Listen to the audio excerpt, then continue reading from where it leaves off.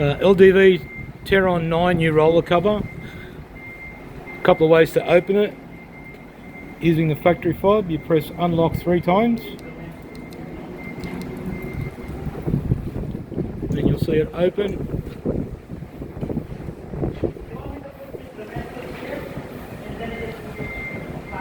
Also an internal light as well. The second way is with a spare remote. Press close once and it closes. You can do open and close with either remote. Another way of opening it is inside the cab. Press the unlock lock button in the console 3 times.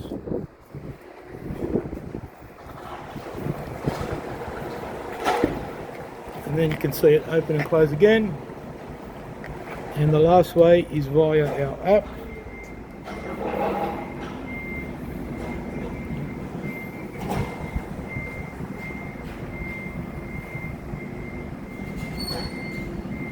And you can also see it opening and closing on the screen.